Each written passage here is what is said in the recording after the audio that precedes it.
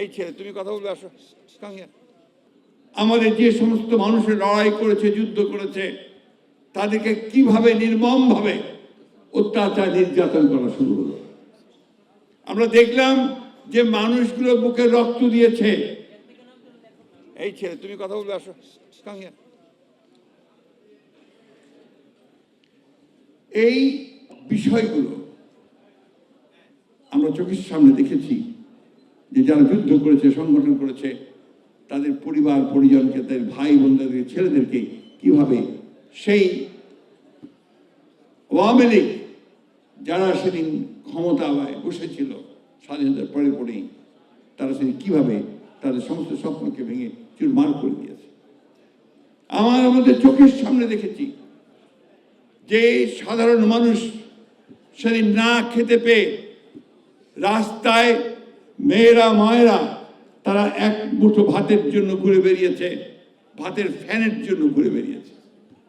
আমার চোখের সামনে দেখেছি আমাদের বোন বাসন্তী তার লজ্জা নিবারণ করবার জন্য এক টুকরো কাপড় খুঁজে পায়নি, মাছ ধরার জাল দিয়ে সে তার লজ্জা নিবারণ করেছে।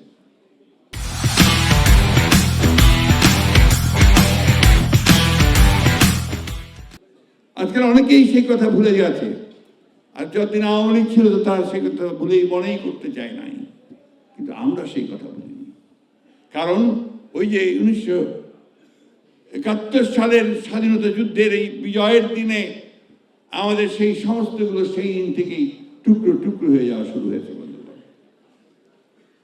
এবং তারই ফলশ্রুতি হিসেবে আমরা দেখেছি যে আজকে যে পরাজিত ফ্যাসিস্ট, তাদেরই পূর্বসূরি ফ্যাসিস্ট হাসিনার পিতা শেখ মুজিবুর রহমানের নেতৃত্বে সেদিন আওয়ামী লীগ একইভাবে সমস্ত প্রতিপক্ষকে ধ্বংস করে দিয়ে, সমস্ত রাজনীতিকে ধ্বংস করে দিয়ে, রাজনৈতিক দলগুলোকে নিষিদ্ধ করে দিয়ে একদলীয় শাসন ব্যবস্থা বাকশাল প্রতিষ্ঠা করেছিল।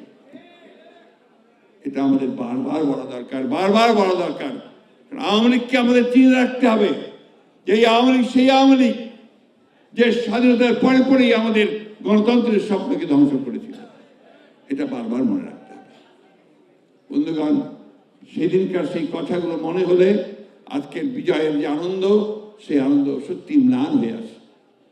আমরা দেখেছি সেদিন শান্তি সেনের স্ত্রী, তার পুত্রবধূ এবং তাদের পড়শী হানিফা বেগমকে তুলে নিয়ে গিয়ে তৎকালীন রক্ষী বাহিনী দিয়ে কিভাবে তারা 21 দিন নির্যাতন করে তারা পাঠিয়ে দিয়েছে। আমরা দেখেছি প্রায় 30,000 তরুণ কিশোরকে সেদিন তারা হত্যা করেছিল শুধু রাজনৈতিক প্রতিপক্ষ হওয়ার কারণে।